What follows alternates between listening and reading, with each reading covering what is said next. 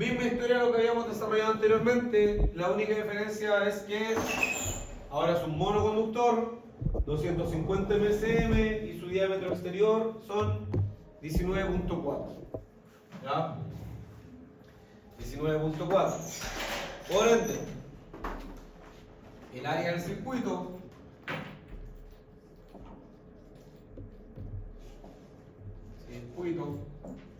es igual a 4, porque son 4 monoconductores, por pi por r cuadrado. ¿Ya? Por ende, vamos a tener 4 por pi por... ¿cuánto dijimos que era? 19.4. 19.4. Diámetro exterior 19.4 milímetros por 19.4, todo esto dividido en 2 y todo esto a su vez al cuadrado. ¿Cuánto nos da eso? Si me pueden ayudar ahí con el cálculo.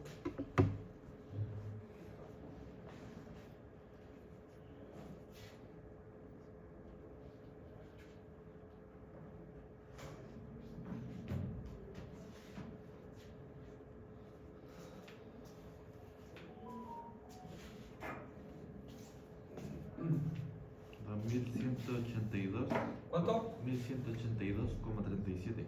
1182.37 milímetros cuadrados. Por ende, ese es el área que utiliza nuestro circuito en el interior de la tubería. ¿Ya? Recordemos, la tubería,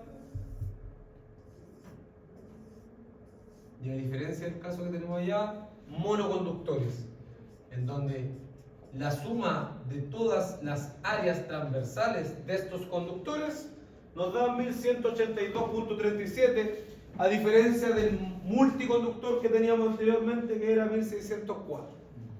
¿Ya? Por ende, desde ya podemos ver que el monoconductor, la suma de este monoconductor tiene una menor sección transversal que un multiconductor. ¿Ya? Consideración importante, idem a lo que nosotros teníamos acá, mismo cálculo. Vamos a tener, voy a tratar de achicarme un poco para hacer todo esto en 2 líneas. Vamos a tener el área del conductor, del circuito.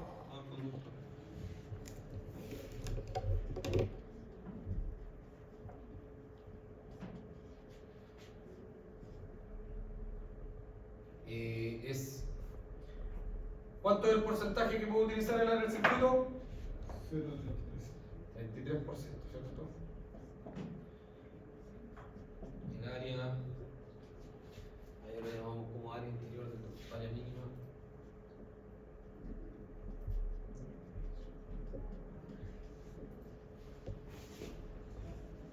Interior ducto es el 100%. Por lo tanto, eso acá, vamos a tener el área mínima del interior del ducto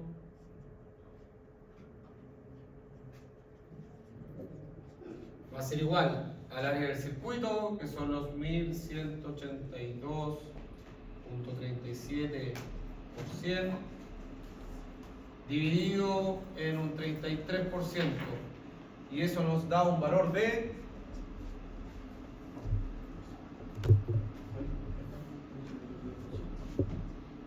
1182.37 milímetros cuadrados por 100 dividido en 33.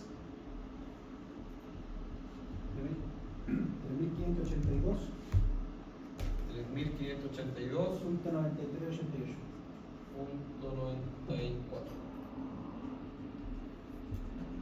milímetros cuadrados. Por ende, ese es el área interior que nosotros necesitamos de nuestro ducto para cumplir que máximo en su interior tengamos un 33%. ¿Ya? Mismo paso de lo que habíamos desarrollado anteriormente. ¿Ya? Mismo paso que tenemos acá. Entonces, vamos a tener, voy a ir poniéndole partes a esto. La parte 1, 2, 3.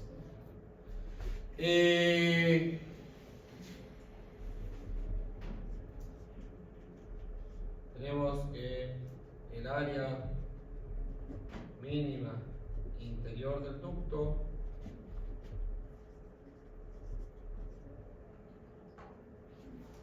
va a ser igual a pi por r cuadrado, por lo tanto aquí vamos a despejar inmediatamente el radio, va a ser igual a raíz del área, que son los 3.582.94 dividido en pi, y eso nos da. ¿Qué es lo que estoy haciendo acá? Acá estoy realizando de forma rápida el mismo cálculo que hicimos ya. El área sabemos que es pi por r cuadrado, por ende lo que estoy buscando saber es el radio interior que debería tener la tubería. ¿Ya? Es decir, ¿cuánto es esta distancia? ¿Ya? Porque con esta distancia, radio por 2, vamos a tener el diámetro interior que debe tener la tubería para cumplir con que esta área completa de la tubería como mínimo sea ese.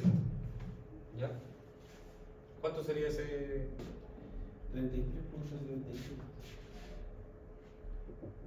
R es igual a 33.77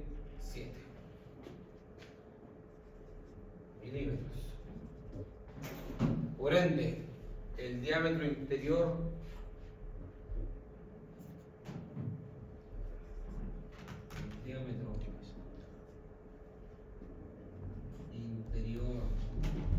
mínimo del ducto será 2R, lo cual va a ser igual a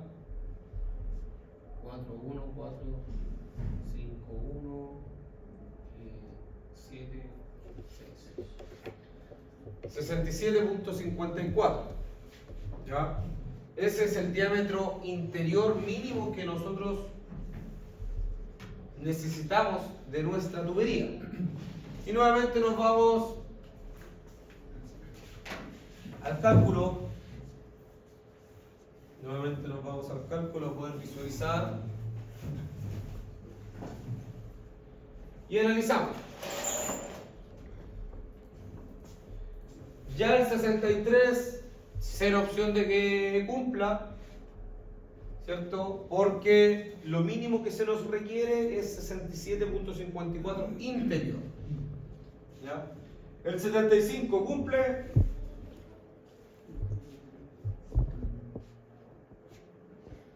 Con restricción.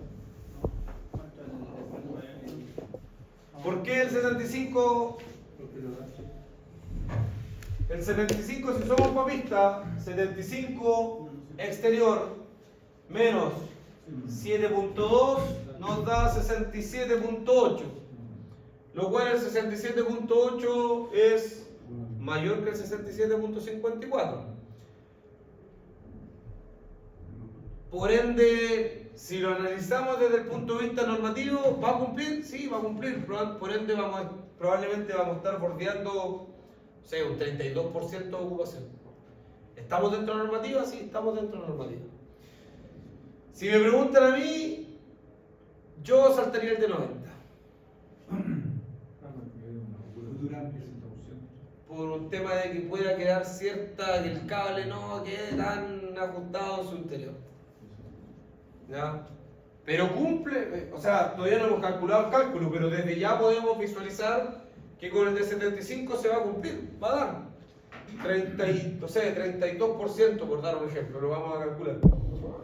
Pero desde ya yo veía que yo no me iría por el de 75, apuntaría a cambiar al de 90. ¿Ya?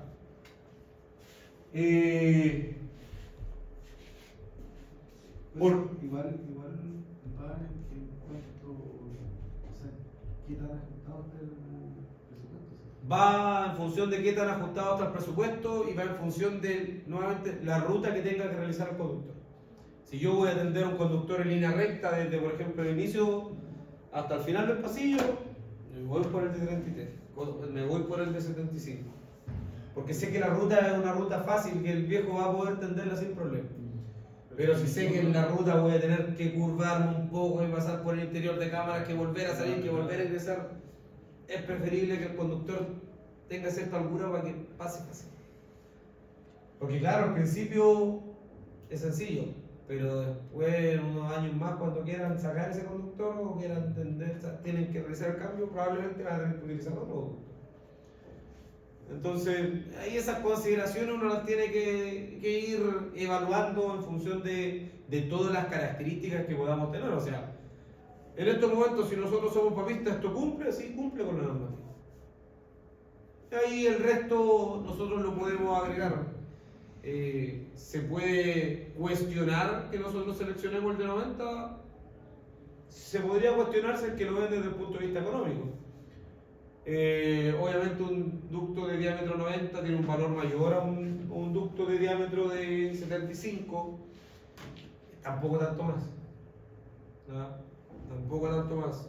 Yo creo que se valora desde el punto de vista constructivo. Si nosotros vamos a hacer lo que vamos a construir, se valora mucho más que dejemos el ducto más holgado. ¿Se va a ahorrar en tiempo de instalación? Sí. Y ahí compensa el costo. Correcto, son todo lo que tenemos que ir evaluando, son los diferentes contextos, estrategias que tenemos que ir evaluando al momento de poder tomar una decisión.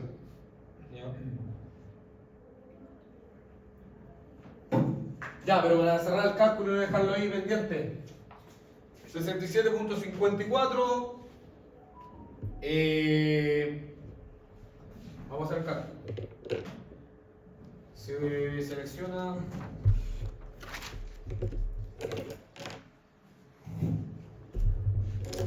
75 milímetros. Ojo, vamos a evaluar con 75 milímetros como exterior, entre paréntesis, interior 67.8 milímetros. Por ende, misma historia, mismo cálculo. Nosotros tenemos lo mismo que habíamos realizado. Este cálculo es idéntico.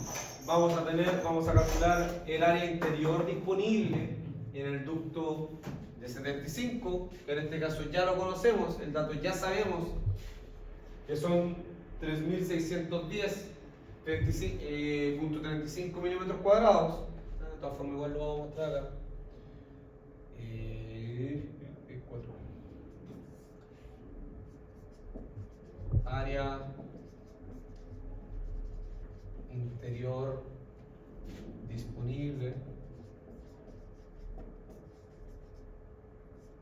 75 milímetros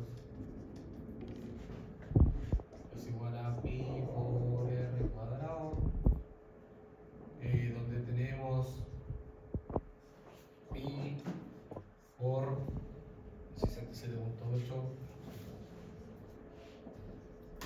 dividido en 2 y todo esto al cuadrado, y este dato nos daba 3.610.35 milímetros cuadrados. ¿Ya? Por ende nos vamos al siguiente punto, al siguiente paso, en donde calculamos, tenemos el área del circuito,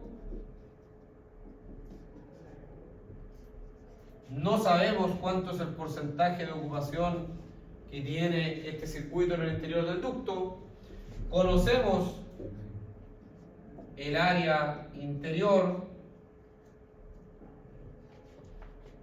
disponible del ducto,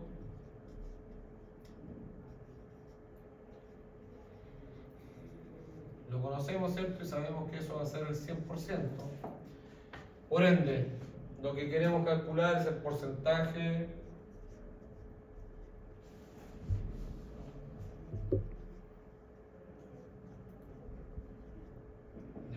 dimensión del circuito,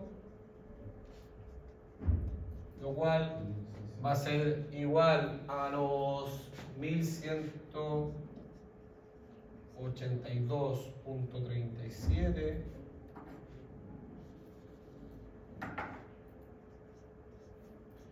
por 100, y todo esto dividido en los 3610.35, y esto nos da un valor de, si me puede llegar con ese dato,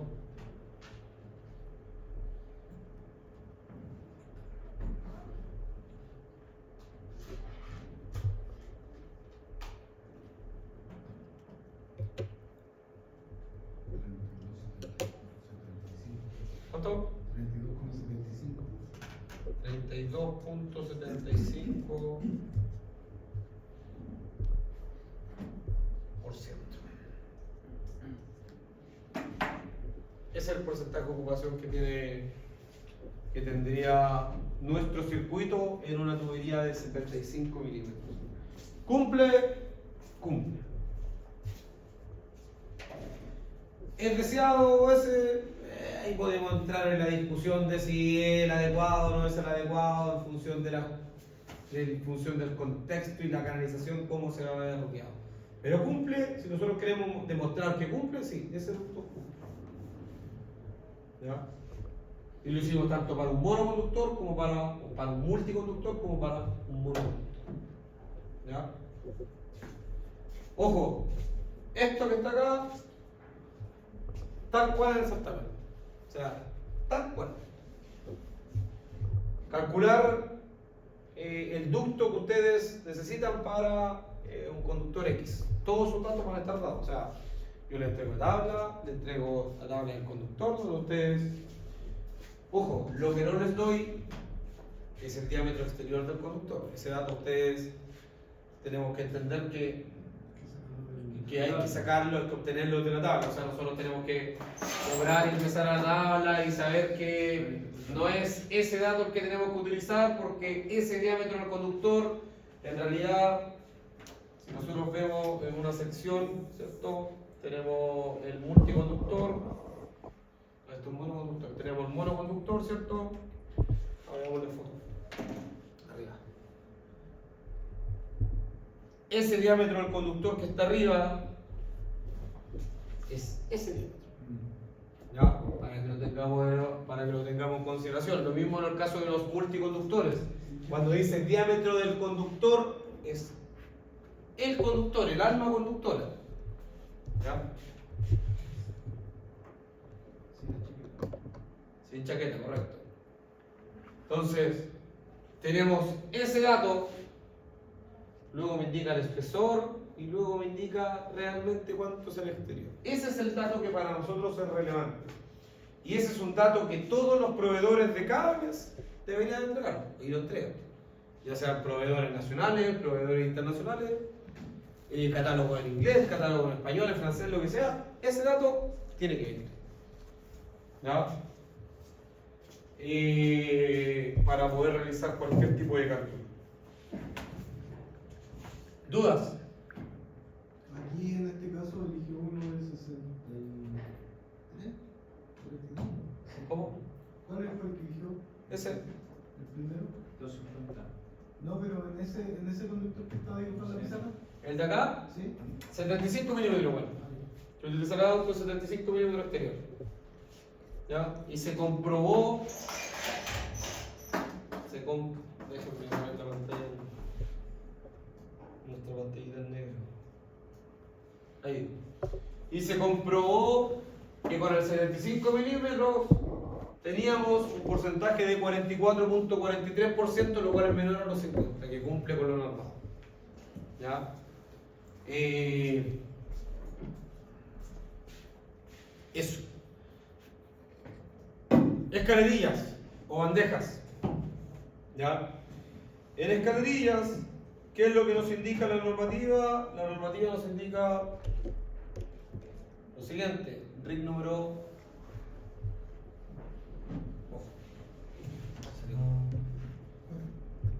No, en este caso hay algo especial, no sé por qué.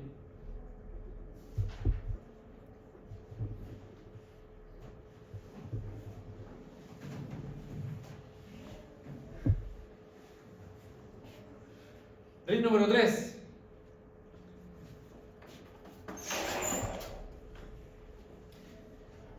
Canalización de alimentadores indicado. En el caso de usar escalerillas portaconductores, bandejas, etcétera, se debe cumplir con las siguientes condiciones. Los conductores serán del tipo, los que se indican acá, de un solo tramo, no se permiten uniones de estos alimentadores entre dispositivos, etcétera, etcétera. ¿Ya? Y un poco de información. Se tenderán estos cables ordenadamente, manteniendo su posición relativa dentro de la escalerilla, bandeja o canastillo a lo largo de todo su recorrido, cumpliendo con lo indicado en el anexo 3.1 de este mismo documento. Para mantener este ordenamiento, los cables serán peinados y amarrados a los travesaños de la escalerilla en tramos no superiores a 2 metros. Ahí es donde uno visualiza, si vemos una escalerilla, se encuentra amarrados los cables con estas amarras plásticas no inflamables, ¿ya? Tienen que ser amarras plásticas no inflamables, o con filtro UV para que no se dañen, o sea, de que se van a dañar, se van a dañar, pero que no sea tan rápido el daño. Y en el siguiente punto indica: las escalerillas, bandejas o canastillos portaconductores llevarán la cantidad de conductores o cables multiconductores que no ocupen más del 40% de la sección transversal. ¿Ya? 40%. ¿Qué es lo que significa el 40%? Oye, ¿borro eso o lo sacamos? Como que se, la luz del... Sí, voy a poner la pantalla. Sí. Creo que los videos no nos dejan. Dame un segundito para... Yo lo subo.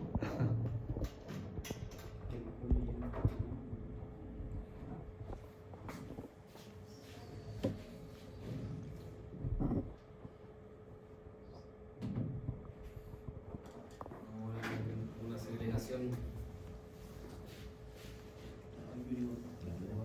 Bueno, ya, yo la parto ya.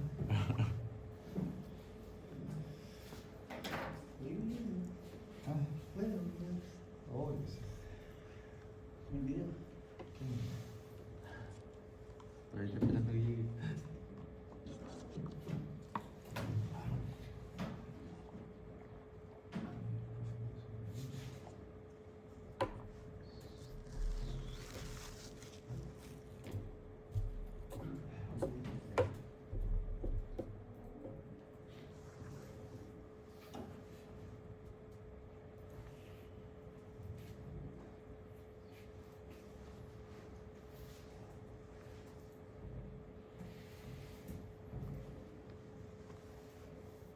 Google ahí, ¿verdad?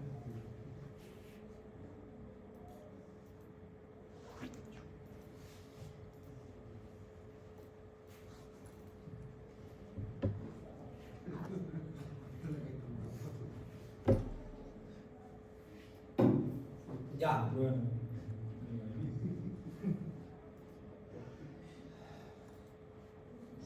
Entonces, 40%. ¿Qué es lo que significa este 40%? ¿Ya? Podríamos dejar esta foto en el drive para que lo tengan. Le vamos a sacar una pequeña.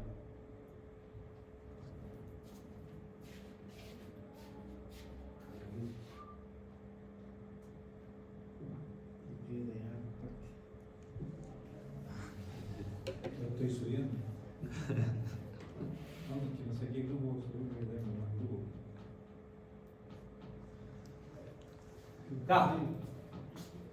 40%, ¿qué es lo que significa esto en una escalerilla? Que cumpla con un 40%.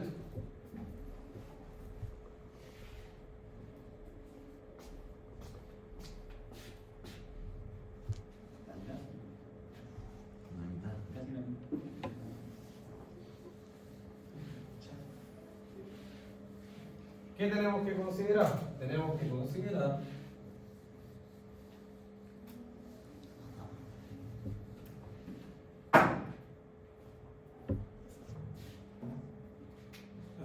¿qué forma tienen las escalerillas? Un rectangular. Una escalerilla, ¿cierto? Ahí, soletita acá.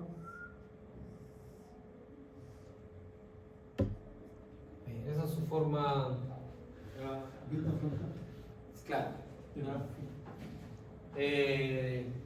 Traté de hacerlo lo más.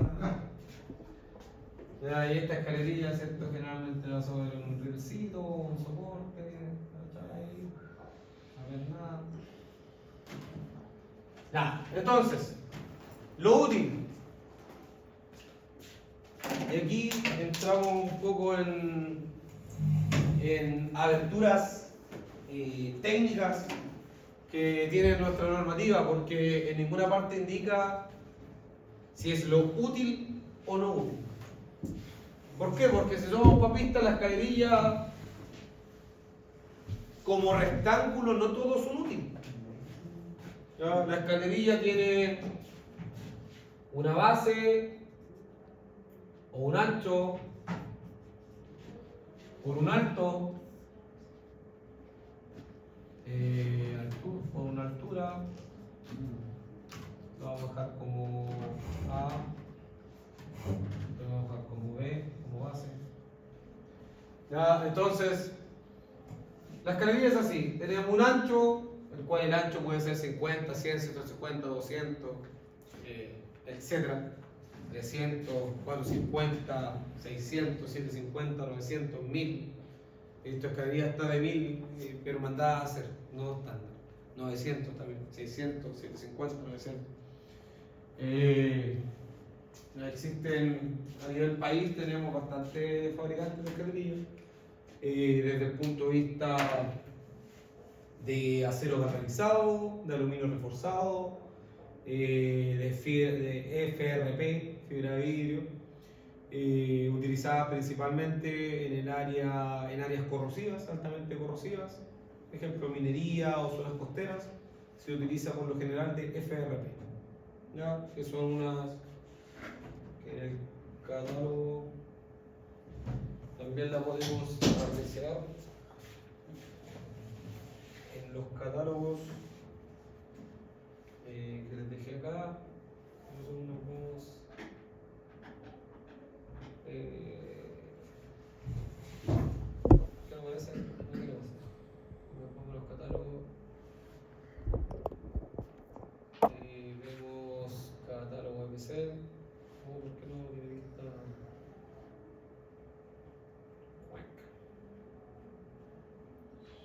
¿Por qué no dejan nada así? Súper muy pesado.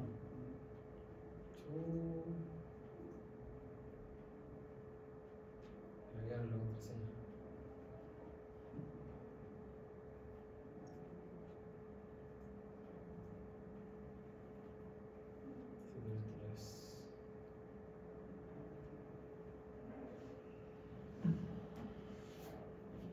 Esa es metálica. Esa sí.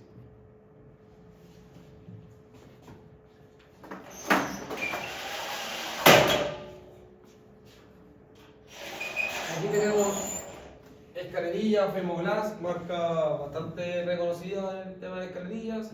Y tenemos escalerillas de FRP que se pueden visualizar.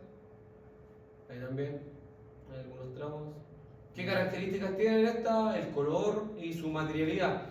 El color la podemos tener en diferentes colores y aquí podemos visualizar lo que les comentaba. O sea, tenemos una altura, ¿ya? Altura, un ancho, podemos llegar a tener el detalle del palillo, ¿ya? Por ende, sí podríamos tener la altura útil y la base, ¿ya? Y con eso podríamos trabajar, con eso podríamos calcular y realizarlo de la misma forma, considerando como máximo un 40%, ¿ya?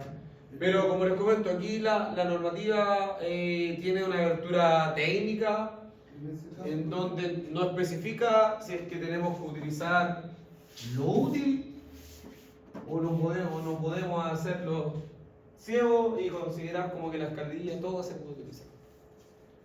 ¿Pero la compresión del área entonces? Es que lo correcto debería ser que nosotros utilizáramos lo útil. Lo correcto debería ser que nosotros vamos a poder tender, no estaba tan alejado de la vida.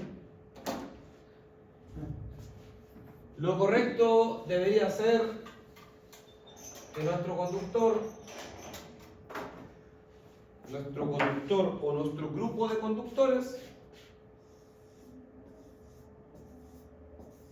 ¿vale?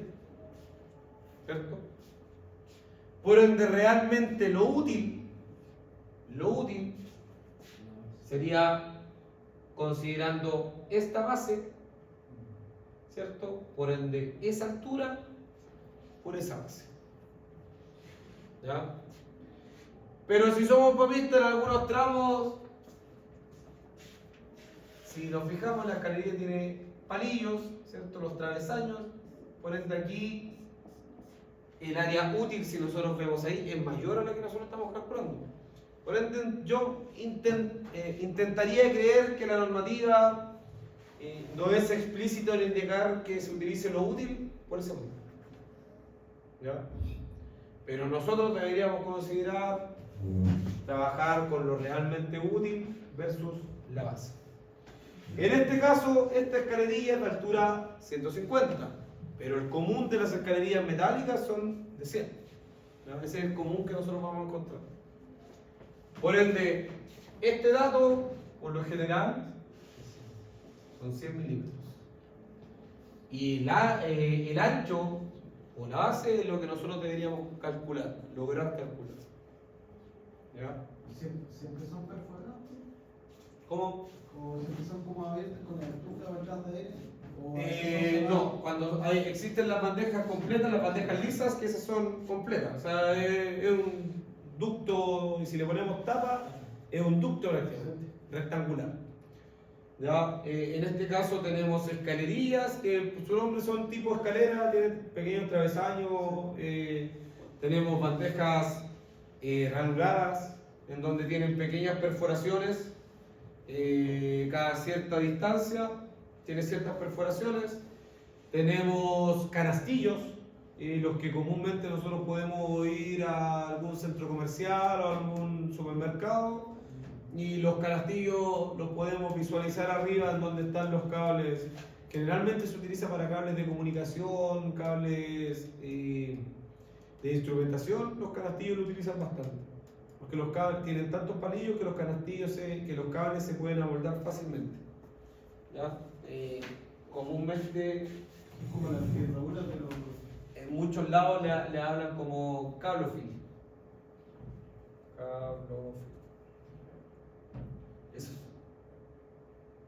Esos son canastillos. ¿Ya? ¿Tiene acero inoxidable eso? Bandejas. Área de alimentos, eso también. Sí, correcto. Es donde. Aquí tenemos. Aquí nos vamos a otra área. Tableros interiores. Ya. La famosa canaleta línea, como muchas veces se nombraba, que en realidad son canaletas o bandejas portacables ranuradas, no metálicas. Ese es su nombre técnico. Desde el punto de vista, también debemos cumplir con un 40% y de igual anterior. ¿Dónde se indica esto? En el RIC número 2, tableros electrónicos. ¿Ya? Ahí se indica acerca de esta información. Ahí tenemos lo que le estaba comentando. ¿Ya? Con sus perforaciones. Y ahí está la lisa. Ah, no, o sea, también tiene perforaciones. Suelen con un kit de pernos especiales que son paulinos. Con eclisas. Claro. Eclisas son el nombre de. Para no producir desgaste en un cable, no tiene cable. Está todo hecho para eso. Eclisas. Se fue el internet.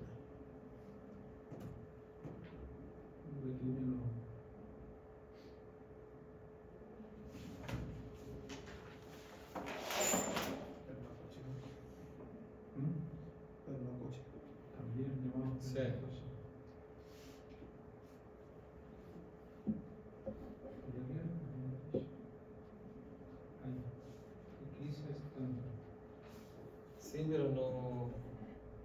debería haber una escalerilla con la equisa Ah, al costado.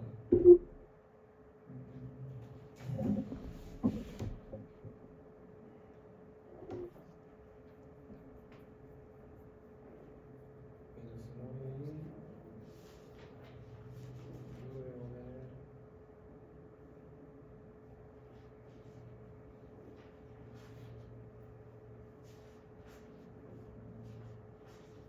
Esta es la equisa. En donde, por un lado, como dice su compañero, son pernos, coches por un lado, se afianzan por el otro lado, y aquí se ve la unión entre dos tiras de escalerilla. ¿Ya? Y la unión mecánica entre ellas para mantener tanto la linealidad, ¿no? Aquí se ve por dentro. Es por dentro. Claro, ese es por dentro. Sí. Ya, ahí se ve la imagen de acá abajo, la imagen de abajo se ve mejor. Ahí se ve por dentro y por fuera. Y si el cable no se gasta, ese está bueno. Entonces no debería sufrir daños desde el punto de vista mecánicos para su aislación.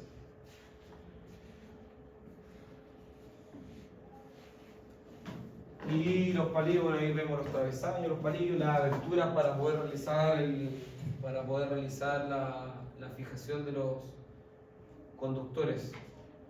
Ya, ahí se ve unos cables que van como vayan, no tiene ahí mucho, no tiene mucho peinado a diferencia del cable de media tensión que se puede visualizar, que ese sí va correctamente peinado, ordenado, ahí le pusieron un poquito más de cariño. Esta misma foto, continuamos arriba.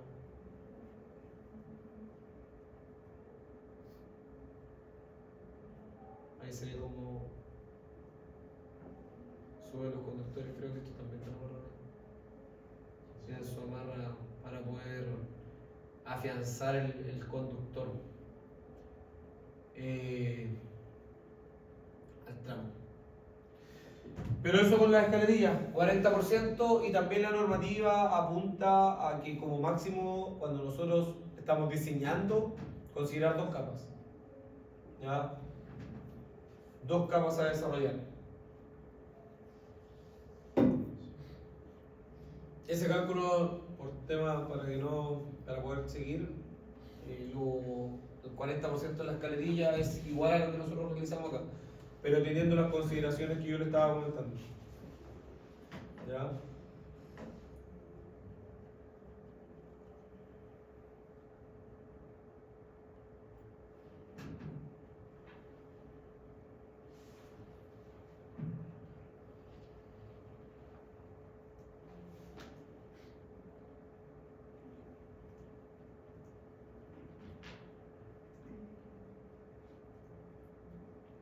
Aprovechemos los 30 minutos que nos quedan. Cerramos el capítulo de canalizaciones, nos metemos en protecciones eléctricas. ¿Ya? ¿Qué son las protecciones eléctricas?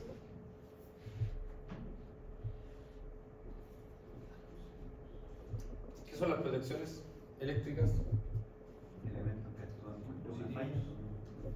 Elementos que actúan contra una falla, ¿ok? ¿Qué son las fallas o qué tipo de fallas conocemos? Circuito, Ya, vamos más global, ¿ya? Cortocircuito, sobrecargas. ¿Toda sobrecarga es una falla? No, No, ¿cuáles no son fallas? las partidas de las máquinas, por ejemplo. Las partidas de la máquina, correcto, son sobrecargas que si bien se pueden ver como una anomalía en el circuito, pero son sobrecargas que nosotros debemos permitir y que nuestro sistema de protección eléctrico tiene que asumir como tal, que son normales. O sea, cuando ustedes realizan en protecciones, cuando buscan realizar los cálculos para ajustar una protección, calculan la corriente de partida que va a tener un motor en tal tiempo para poder evaluar y ajustar que su coordinación, sus ajustes sean tal que no operen frente a esa sobrecarga, ¿cierto? Que no lo asuman como una falla. ¿Qué otra falla común podemos encontrar aparte de esas dos?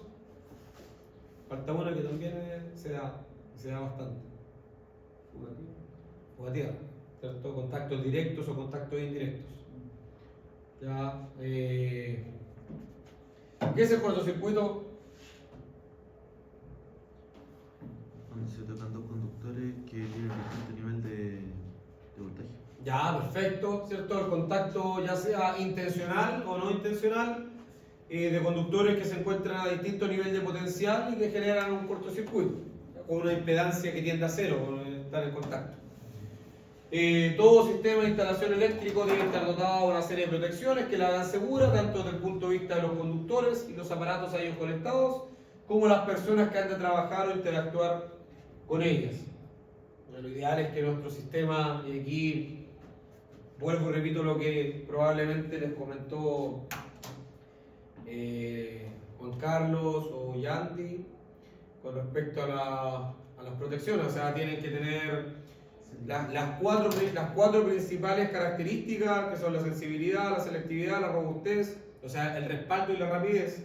Pero yo generalmente a esas cuatro le agrego que tiene que existir una robustez, o sea, un sistema robusto que sea capaz de soportar todo esto, nos asegura y asegura a los clientes, que somos cada uno de nosotros, una continuidad de servicio. O sea, que un sistema tenga esas cuatro características, sea robusto, nos asegura la continuidad de servicio, que es lo que todos deseamos, lo que todos esperamos, poder tener una continuidad y una calidad de servicio. Entonces las protecciones, ¿cierto? Las cuatro fallas principales, las tres fallas principales que hemos estado conversando: cortocircuito, sobrecarga, contacto directo e indirecto, en donde el cortocircuito, como indicaba su compañero, se define como la conexión accidental o intencionada mediante una impedancia que tiende a cero de dos o más puntos de un circuito que están normalmente a tensiones diferentes. Las causas más comunes: la rotura del aislamiento de los conductores, sobretensiones eléctricas de origen interno atmosférico y la degradación del aislamiento.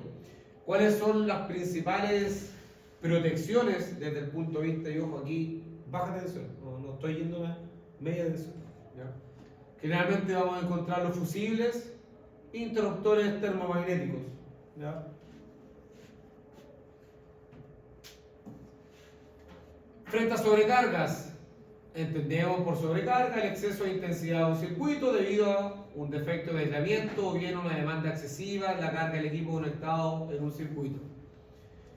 Y quiero quedarme con esto: una sobrecarga no protegida terminará convirtiéndose en un cortocircuito, ¿ya? No inmediatamente, pero con el tiempo va a ser un cortocircuito, ¿ya?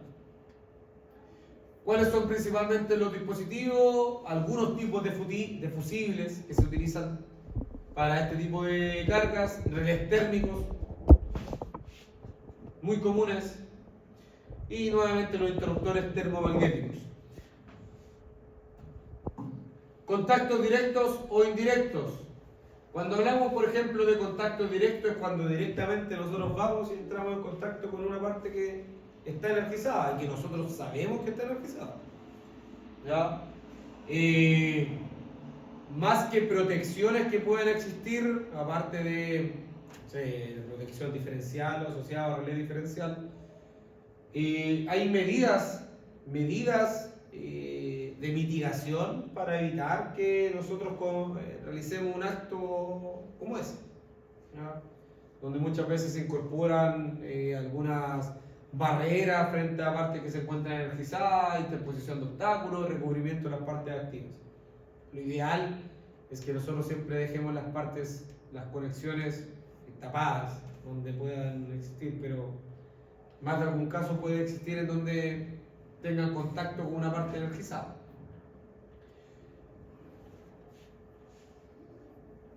Y los contactos indirectos, cuando nosotros entramos en contacto con una parte que en su normal funcionamiento no debería estar energizada, como por ejemplo la carcasa de un motor, como por ejemplo las lavadoras. Yo creo que más de alguno cuando era más chico vio Alto Gano ahora nos dio una pequeña descarga. Ya, esa es la hora ahí circular. O sea, yo recuerdo que más de alguna vez me pegué ahí con una pequeña descarga. Para esto, forma de protección principal, tenemos los relés diferenciales y relés diferencial, relés de fuga a tierra y desde el punto de vista domiciliario las protecciones diferenciales. Que lo que busca una protección diferencial es ¿qué es lo que busca la protección diferencial?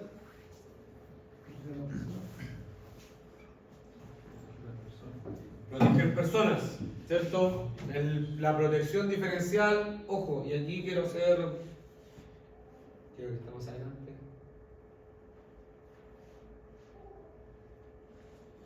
Protección diferencial. Dispositivos que abren y cierran un circuito cuando detectan una corriente de fuga o corriente diferencial entre los conductores activos de la instalación, fase neutro, a masa o tierra. Son capaces de detectar corrientes de fuga muy bajas, desde el orden de hasta 10 mA o incluso algunos equipos ya hoy en día mucho más eficientes que detectan mucho menos.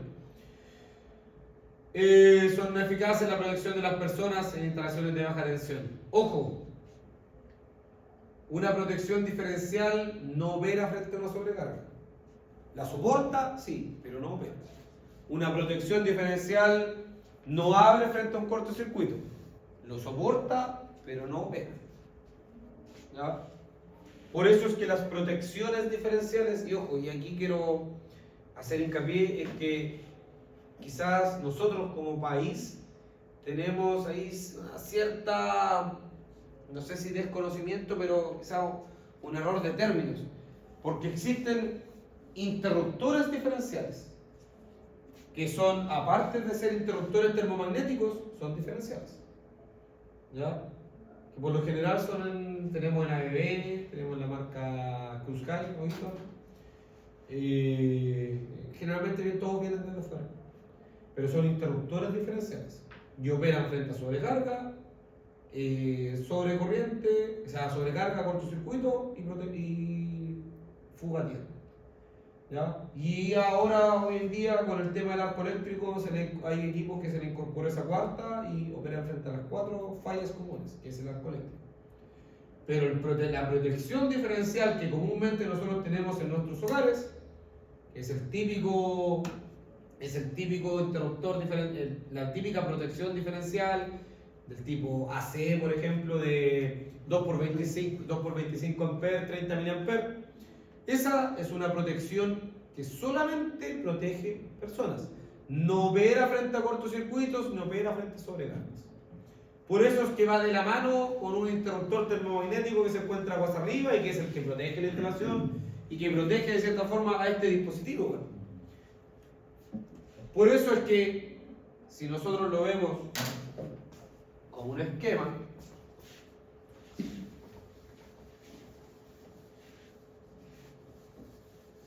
nosotros lo vemos como este pequeño diagrama lineal. Ahora la norma está pidiendo protecciones diferenciales básicas también en alimentación de los tableros. Correcto. ¿No? Y hoy en día hay que incorporar también relé diferencial a alimentación de motores. Hoy en día ya está asimetría, secuencia. Corte incendio. Los arco eléctrico se está incorporando bastante. ¿Ya? Entonces, por ejemplo, si nosotros tenemos un interruptor termomagnético, una protección diferencial, entonces los bornes, ¿cierto? Todo esto está, aquí vamos a simular algo, todo esto está dentro del tablerito. Ojo, aquí hay más instalación, ¿no? Esto es solamente una parte de la instalación. Y esto va a los circuitos de enchufes. Esta protección diferencial, comúnmente la que nosotros tenemos en nuestra casa, es de 2x25 amperes, 30 mA. ¿Ya? Eso es lo que nosotros tenemos. ¿Qué significa el 2? Son dos polos, fase neutra.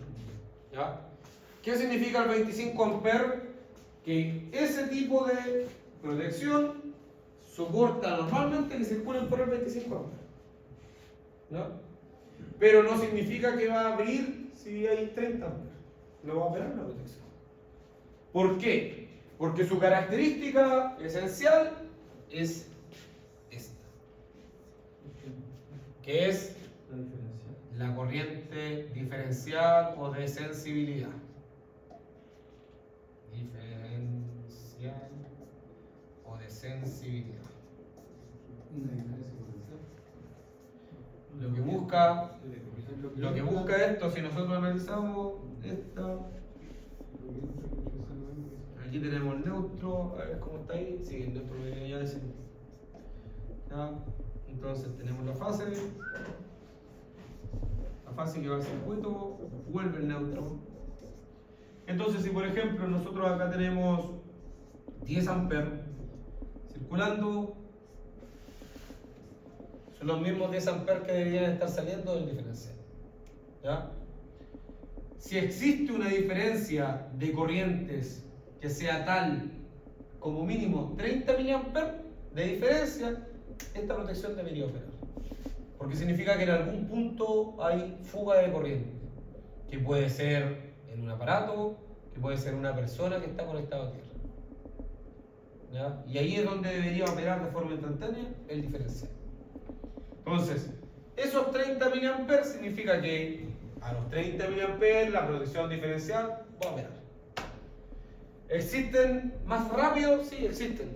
Generalmente hoy en día los que se están utilizando bastante son de 10 mA, pero tienen un valor económico más caro. Pero la normativa lo mínimo que pide para hogares, para situaciones domiciliarias, el 2x25, 30 mA. Eso es lo que nosotros debemos considerar. Ojo, también es importante destacar que antes en la norma 4 del 2003, circuitos de alumbrado, circuitos de iluminación no consideraban diferencial. Hoy en día sí se utiliza. Esté donde esté la iluminación. Antes era obligatorio para los enchufes. Correcto. Antes solamente la norma lo implementaba para los enchufes. Hoy en día, para todo tipo de circuitos. ¿Ya? Si nosotros tenemos circuito de iluminación que estamos proyectando nuevo, tiene que ir. Sea exterior, e incluso una buena práctica que se realizaba antes es que para los circuitos exteriores que van en torres, por ejemplo, en torres metálicas, en postes metálicos, se le incorporaba. Porque era muy común que quedaba arriba una fase mal conectada, ese contacto con la carcasa del poste, y el viejo iba, se apoyaba en el poste y sufría una descarga. Entonces ahí tenía que estar el diferencial. Y era una buena práctica que por lo general se desarrollaba en las empresas, tanto en mineras como en plantas industriales se desarrollaba. En plantas que de cierta forma aplican o intentan, porque hay plantas que tenemos de todo. ¿Ya? Entonces, era una buena práctica, pero hoy en día con la norma 4, con los pliegos técnicos y que se dejaba fuera la norma 4 del 2003, es obligación para todos los circuitos de alumbrado incorporar protección diferencial. Entiéndase alumbrado como iluminación y enchufes. ¿Ya? Porque cuando uno dice alumbrado, por lo general uno tiende a pensar en iluminación.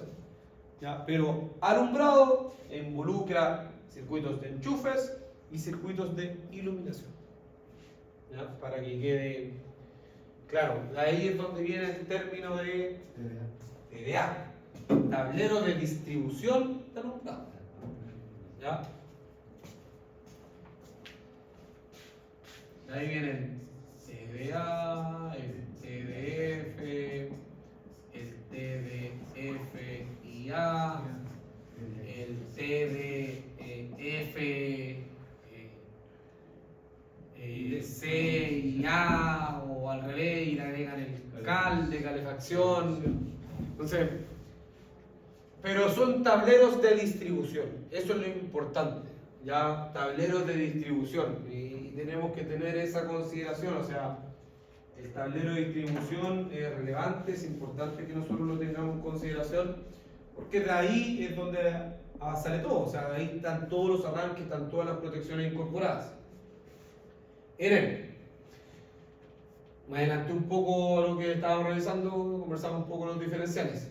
¿Ya? Pero estábamos conversando los términos acá, antes de que me saliera ese. Ya, entonces, 25 amperes, 30 miliamperes, eso es lo que protege el diferencial.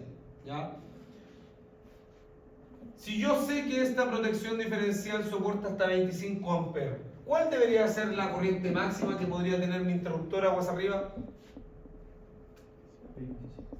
Máximo puede ser de 25 amperes. ¿Ya? No puede ser de más. No puede ser de 30, por ejemplo, de 32. ¿Por qué? Porque lo que para esto va a ser una corriente normal, para esto va a ser una sobrecarga, una sobrecorriente que va a tener circulando por sus bornes. Por ende va a sufrir daños internos. ¿Antes lo usaban como general? Sí. Pero no debería ser. No. ¿Se puede utilizar como general? Sí, se puede, pero siempre y cuando abajo tengamos interruptores dedicados para la instalación. ¿Ya? En lo que se indica en el RIC número 10, que lo vamos a revisar. Pero es que ahí no lo está protegiendo, si es que no se compra. Es que sí lo protege, El del... si es que abajo tenemos interruptores. Y la suma total no supere. Correcto. ¿Ya? Este es de 25 amperes y por ende nosotros aquí podríamos tener un interruptor de 10 y dos de 6, por ejemplo. ¿Cumple? Sí, cumple. Lo protege.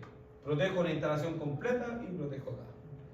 Esos esquemas se pueden utilizar, sí, y sirven cuando nosotros tenemos poco espacio en un tablero para poder implementarlo y cuando queremos disminuir un poco el costo asociado.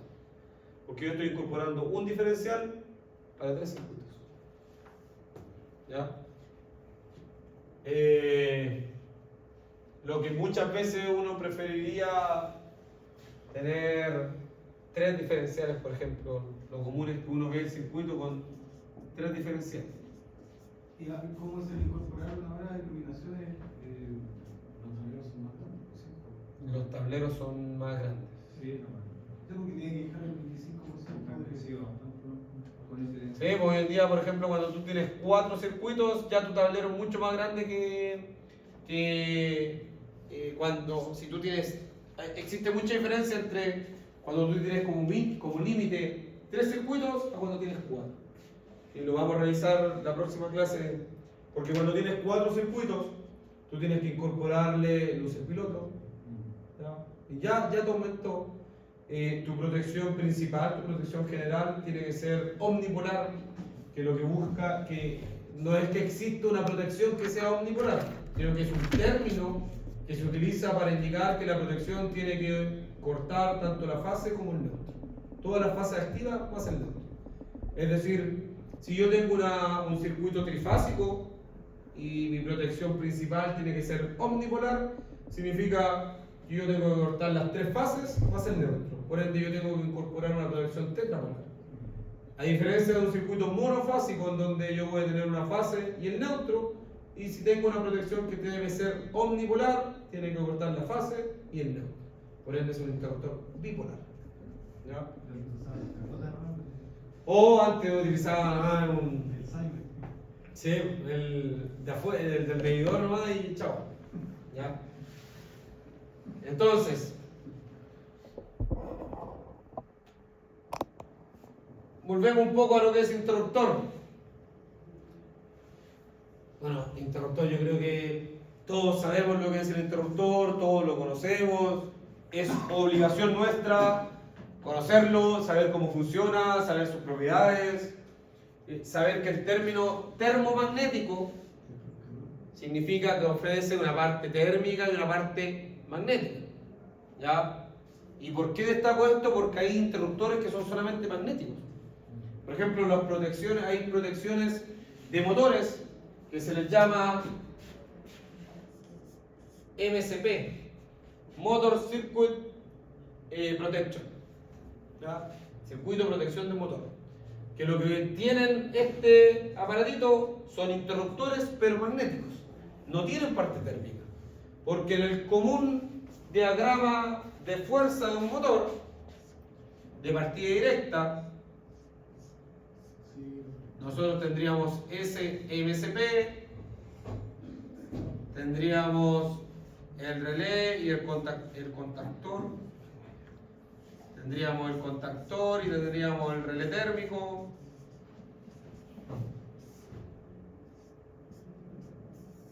y tendríamos el motor. Entonces, esto protege la parte magnética y el cortocircuito, y esto protege la parte térmica. El contactor no va a operar frente a un cortocircuito. ¿Lo soporta? Sí, pero no va a operar. Si operara frente a un cortocircuito, el contactor out, queda fuera inmediatamente. ¿Ya? Entonces, termomagnético cuenta con un sistema magnético de respuesta rápida sobre corrientes abruptas y altas, cortocircuitos, en donde interiormente estos interruptores tienen una pequeña bobina. Ya, si nosotros vemos cualquier video nos vamos a dar cuenta que estos tienen una pequeña bobina magnética que lo que deja fuera son los cortocircuitos. Y una protección térmica basada en un bimetal. ¿Ya? Como su nombre lo dice, son dos metales que al ser dos metales distintos, su materialidad es distinta, por ende sus temperaturas de ajuste son distintas. Entonces, al llegar a cierta temperatura, este bimetal actúa y lo que hace es operar la palanca o perilla de acción. ¿Ya? Entonces nosotros tenemos esos dos tipos de protecciones en el interior de ese aparatito, donde aquí podemos visualizar un monopolar, bipolar, tripolar. ¿Ya? No es que le haga comercial a la marca B, son imágenes nuevas que están ahí.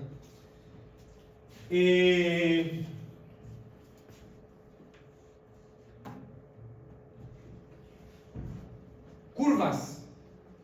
Principalmente se habla de tres curvas, las tres esenciales. La curva B, la curva C y la curva D. La curva B es la más rápida de las tres. La más común de las tres es la curva C, la que probablemente todos de nosotros tenemos en nuestros hogares, curva C. Y la curva D son principalmente para equipos que tienen una alta corriente. Generalmente cuando uno tiene algún motor, cuando uno tiene una puntera, cuando uno tiene este tipo de equipo, uno por lo general utiliza este tipo de protecciones curva D, porque el motor tiene una pequeña corriente de arranque, entonces esto tarda en operar. ¿Ya? ¿Por qué acá yo indico que curva B es de 3 a 5 la corriente nominal, la curva C de 5 a 10 y la curva D de 10 a 20? Significa que de 3 a 5 veces la corriente nominal lo asume como una corriente de cortocircuito. ¿Ya? Ojo, si tiene 10 veces la corriente nominal, va a operar. No es que no vaya a operar, sino que ese es el rango que puede demorar en operar. ¿Por qué? Porque las protecciones, creo que lo habíamos conversado anteriormente, las protecciones tienen curvas, ¿ya? Las curva B, curva C y curva D.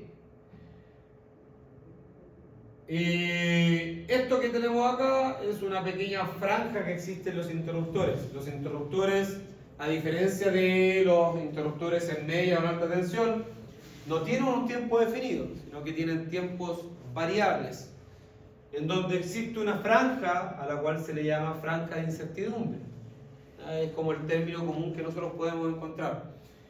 ¿Por qué se le llama franja de incertidumbre? Porque yo como proveedor no te puedo asegurar que para una corriente tal como por ejemplo esta que se ve en la línea roja, que tu protección vaya a operar acá o tu protección vaya a operar acá. Ese es el rango que yo sí o sí te puedo asegurar. Te digo, tu protección va a operar entre este punto y ese punto, pero no te aseguro el tiempo, porque existe esa franja. ¿Ya? Entonces, esto nosotros tenemos que ser capaces de entenderlo, de evaluarlo, de poder decir, oye, yo tengo una corriente de 20 amperes sobre una protección de 16 amperes. ¿Operará la protección? Sí, opera. Ah, ok. ¿Y cuánto tiempo opera? Tal tiempo. ¿Ya? Eso se puede hacer de manera manual, calculando lo teórico, o de manera con software, que ahí es donde aparece el XL Pro que le dije de Legrand u otros de otras marcas, que también aplican, que también se desarrolla y lo hace automático, o sea, nos entrega la carta completa. Continuamos con esto el lunes en la clase a distancia. Lo que sí quería cerrar es el tema del certamen, el horario del certamen del sábado. ¿A qué hora lo tomamos? ¿Por qué les consulto? Porque yo no tengo problema a qué hora lo tomamos durante el horario. No sé si a las 8, a las 9, o sea, a las 9, a las 10, a las 11. Una hora y media como máximo, más que eso no me van a demorar. ¿Son ejercicios? 2 ejercicios. 2 ejercicios y el resto teoría.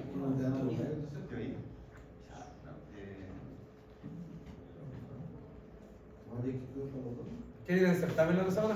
Es que hay unos compañeros que tienen certamen Sí, especial. nosotros tenemos el semestre pasado. Sí. Entonces, El misma hora, la misma.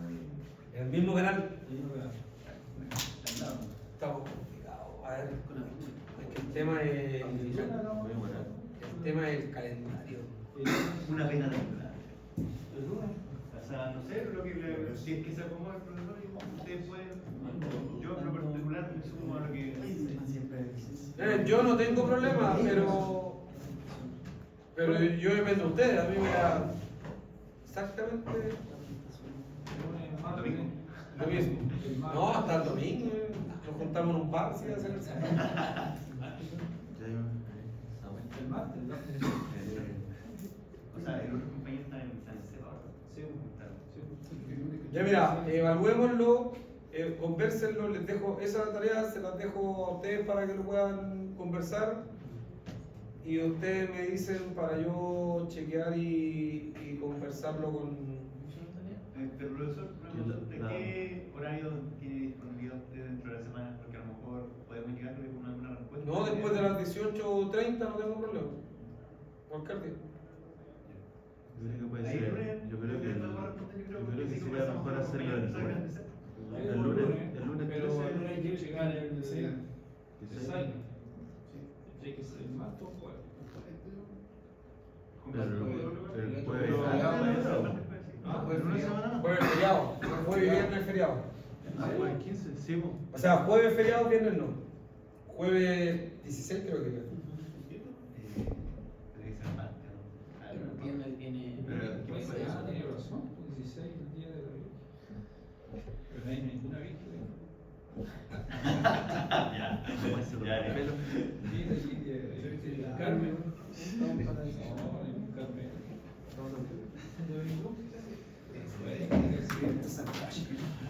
Por eso les dejo la pelota ahí dando vuelta. El miércoles. Uno que pone todo.